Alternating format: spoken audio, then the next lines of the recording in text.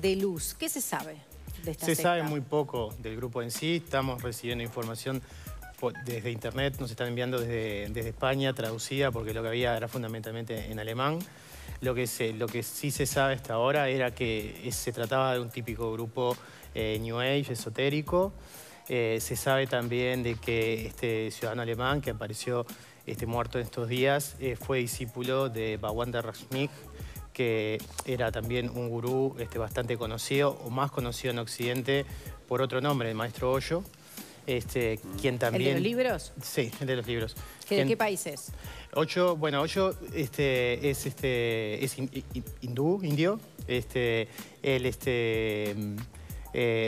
Básicamente se lo conoce en Occidente por los libros y por las agendas, pero lo que no se le conoce a Osho es que tenía, porque falleció, registrado el primer atentado biológico que se conoce en la historia, sembrando salmonela en los tanques de agua de una comuna de Oregon, en Estados Unidos, y que fue arrestado por el FBI y se le encontró, entre otras cosas, un arsenal de AK-47. Bueno, el de los libros, ¿no? Eso es parte espiritual. Es como decís tú, el de los libros y las agendas, digo, se difunde su mensaje. Sí. Las agendas, claro, no me acordaba que había agendas. Sí, obvio. Eso quizás sirva para ejemplificar cómo está camuflado y mimetizado el tema de las sectas en la sociedad. Claro, ahora, entonces, ¿este alemán formó parte de esa secta? Fue discípulo de él. Fue discípulo de Osho. Hemos tenido pequeñas informaciones hasta ahora. Al tratarse de un grupo esotérico y que, según parece, la esposa de él practicaba la canalización. La canalización es viene a ser algo como similar al espiritismo, lo único que los canalizadores no incorporan espíritus de muertos, sino que incorporan lo que llaman maestros ascendidos.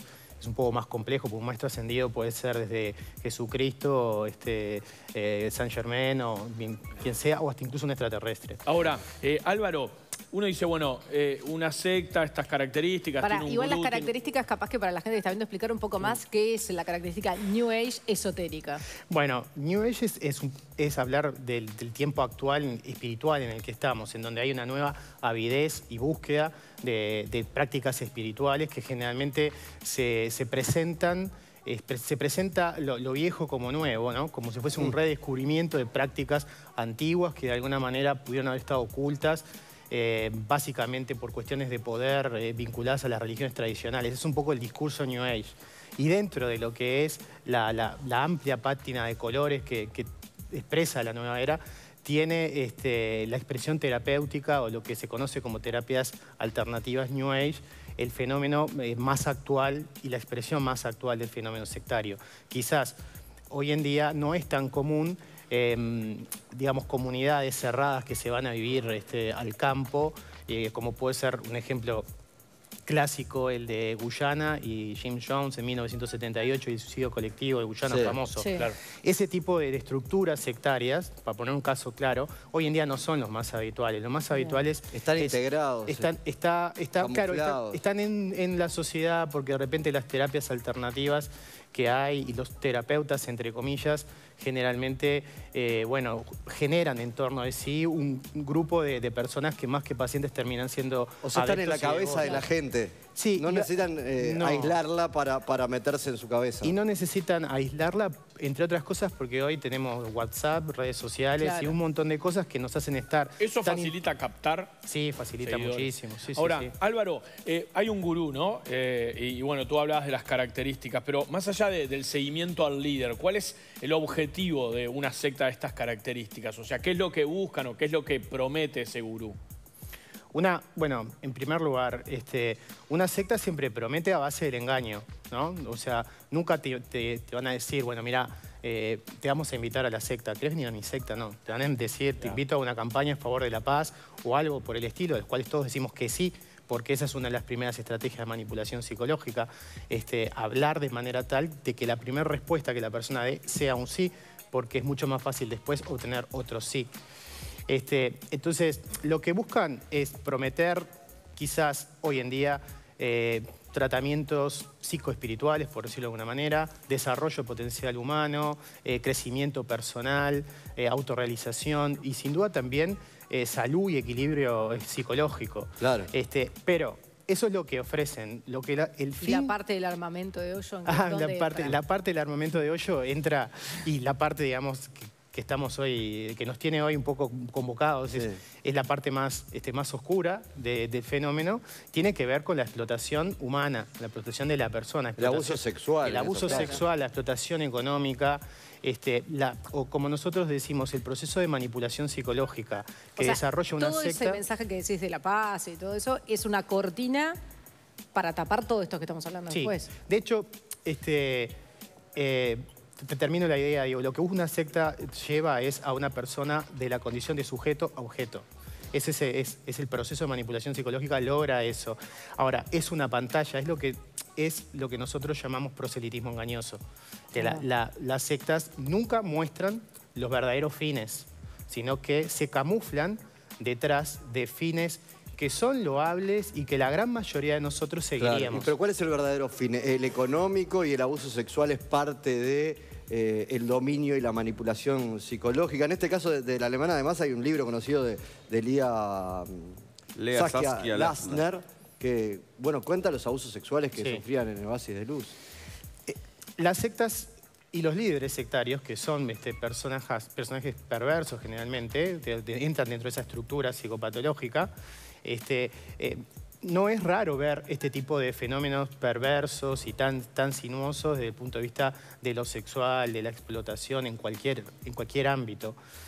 Además, también hay que pensar una cosa. Si un gurú o un líder de secta desde su lugar, y ya no encerrados en una comunidad como era tradicionalmente en la década del 70, por ejemplo, si una persona a distancia logra controlar los aspectos más íntimos de la vida de una persona, logra controlar cualquier otra cosa. Es decir, si controla la sexualidad, si controla la intimidad, si controla qué es lo que come, entonces mucho más fácil te va a sacar el diezmo, la ofrenda y la honra. Eso también explica aparte lo de la madre de la chica esta, Saskia, ¿no? Que aún sabiendo el abuso sexual que le había hecho a la hija, igual siguió y se vino a Uruguay, ¿no? Porque para ella seguramente no es un abuso sexual. Para ella no lo era. Incluso creo que la iniciación sexual de esta chica fue algo decidido por el gurú, y de alguna manera los padres también la entregaron, porque forma parte de la dinámica de la secta. Este tipo de cosas, por más que a las personas que nos están mirando nos lo sorprenda muchísimo. Es la chica que estamos viendo en imagen. Es relativamente común. Claro, es humano. A mí eso me parece que a veces la gente pierde la dimensión de cómo alguien puede terminar atrapado en eso, y sin embargo, personas muy comunes, que de repente están atravesando algún momento de debilidad espiritual o psicológica, pueden terminar atrapados en eso. Y con lo que dijiste antes, me preocupa cómo hoy alguien puede darse cuenta que alguien cercano puede estar en eso, porque de eso que mencionaste hay mucho en la vuelta hoy. Ese tipo de ofertas. Todo es de este tipo, hay gente que lo hace y que realmente puede servirle a otra gente y no lo hace con este fin tan perverso detrás. No se puede generalizar y poner en un mismo paquete todo. Como es un fenómeno tan amplio y tan variado, siempre lo mejor es analizar caso a caso. Claro. Por eso la pregunta inicial, ¿qué es una secta? Es una pregunta que tiene una respuesta muy compleja, porque no es lo mismo hoy que ayer ni que mañana, porque es un fenómeno que está como continuamente variando. Creo que con respecto a lo que tú decías, es importante, porque seguramente muchas personas están mirando ahora y dicen, pero a mí nunca me pasaría eso, yo nunca llegaría... Bueno, cuando enumeramos cuáles son los factores predisponentes a la captación sectaria, enumeramos varios que tienen que ver con cuestiones psicológicas, existenciales, como decías vos recién, pero el factor predisponente que más tenemos que estar atentos es creer que a mí no me va a pasar. Y cuando digo creer que a mí no me va a pasar, no hablo del que está mirando, hablo de mí en primera persona. Es decir, si cualquiera de nosotros piensa, eso le pasa a gente incauta, tonta, desprevenida, enferma, y a mí no me pasaría, es cuando estamos más cercanos a que nos pase en situaciones extremas de vulnerabilidad, en donde las seguridades básicas de cada uno de nosotros tienden a caer, y el discurso de la secta y del líder pone como un manto o un barniz de seguridad en la vida de la persona. Y todos los que son integrantes de sectas, ¿no? Tanto esta, la de Wollensnach, como otras, ¿cómo lo ven al líder o al gurú? ¿Siempre lo ven de la misma forma, como una especie de reencarnación? ¿Dónde se corta el hilo también entre los que son seguidores y los que están, digamos, con el gurú? Porque el gurú no actúa solo, probablemente, ¿no? Tiene socios. Bueno, eso es difícil de determinar dónde está, pero una estructura de poder sectaria es piramidal y digamos que en el vértice de la cabeza está generalmente el líder. La estructura de autoridad de la secta generalmente es una persona, aunque pueden haber más. A veces han habido sectas incluso con liderazgos trinitarios, es decir, no tiene que ser exclusivamente una persona. Y en torno al líder siempre hay un núcleo, el núcleo duro de la secta, digamos que son los que están en el entorno del líder. ¿Hasta qué punto ahí, en ¿Le ese creen núcleo, o no le creen, no? hay un conocimiento? Yo creo que eso fluctúa, porque también ese núcleo duro es el que recibe el adoctrinamiento más fuerte cuando las situaciones entran a tambalearse. Pero también recibe beneficios. Sí, claro. Claro, sí, es sí, un juego, ¿no? Sí, por supuesto, es un juego de poder. Claro. Ahora, ¿no hay elementos para determinar si esta secta operaba o no acá en Uruguay, ¿no? Este hombre vino escapando de algunos países. ¿Es probable que en Uruguay haya intentado regularizar su vida en ese sentido? Quizás dedicándose a alguna otra cuestión, pero no teniendo o no llevando adelante las actividades de la secta. Es difícil responder esa pregunta porque viendo cómo terminó, creo que seguramente no. Que acá también quiso Lo que pasa que teniendo presente que hay a veces estructuras de personalidad que están, eso te iba a a la base, es decir, un psicópata es irrecuperable. Podrá de alguna forma estar contenido, cambiar su forma de explotar o manipular a otros.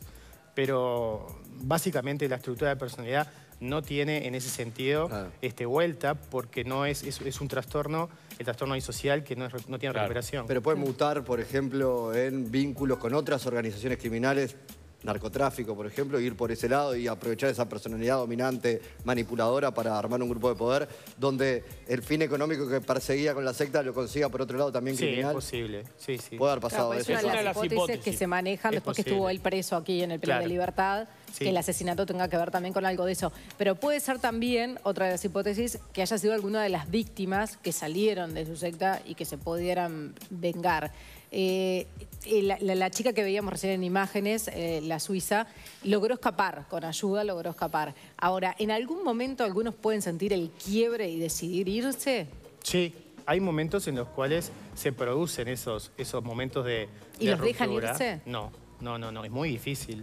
Salir de una secta es muy difícil. Y si tenés un familiar, un amigo, y lo tenés que sacar, ¿cómo haces? Generalmente las consultas que yo recibo son de familiares y no de personas que están dentro de sectas. Claro. Antiguamente se utilizaba, antiguamente, década del 70 también, lo que llamaban las operaciones de rescate, y las personas que eran adeptas a las sectas eran de alguna forma, por lo que se llamaban desprogramadores, eran secuestradas de la secta. O sea, el desprogramador se infiltraba, lo secuestraba, lo sacaba y lo sometía a un proceso de reprogramación bajo la base del presupuesto de que si había sido programado para la secta, había que desprogramarlo. Eso tiene que ver con un paradigma también muy conductual del fenómeno.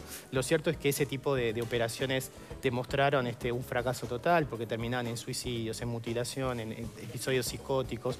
Las personas habían sido sometidos a un proceso de violencia psicológica para entrar y eran sometidos a un proceso de violencia psicológica para salir. Y nunca se justifica la violencia ningún tipo de violencia. Hoy en día lo que se busca es tratar de asesorar a las familias, porque son las familias las que tienen que llevar lo que nosotros llamamos el asesoramiento en el egreso, que de alguna forma tiene que ir tratando de restablecer ese sentido crítico que la persona nunca pierde por completo. Podrá estar muy fuera del foco de la persona por el discurso sectario, pero nunca una persona deja de ser un sujeto para ser un objeto. Siempre algún resto de subjetividad queda y sobre eso es sobre lo que se trabaja para lograr la salida. Pero solo no puede salir, o sea, necesita la ayuda de afuera. Y yo creo que pocas cosas se logran solo, además. Sí. Y acabas de decir que se contactan las familias contigo. ¿Cómo es la actualidad hoy de las sectas en Uruguay? Bueno, nosotros tenemos una página de Facebook, Infosectas Uruguay. Por allí es por donde nos contactan generalmente, Facebook y Twitter. Y ahora también un sitio web, Infosectas Uruguay, es bien fácil de recordar.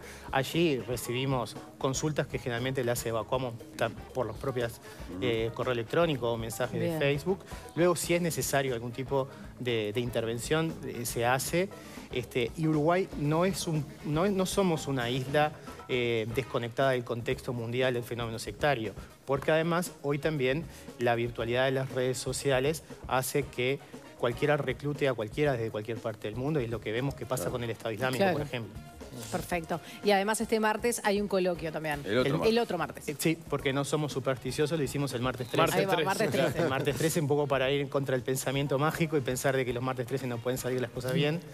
El martes 13 de septiembre a las 20 horas hay un coloquio sobre en qué creen los que creen, sobre la religiosidad y la experiencia religiosa en la actualidad.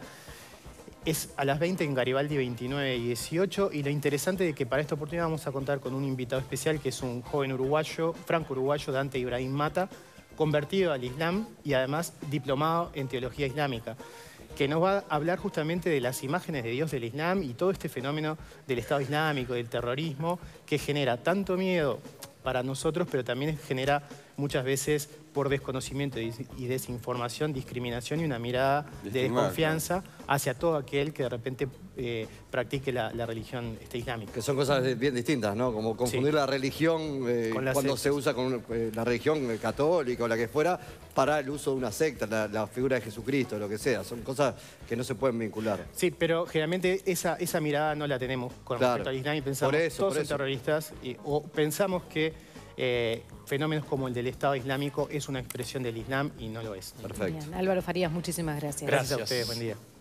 Momento de repasar los principales títulos. Presenta Berkeley International.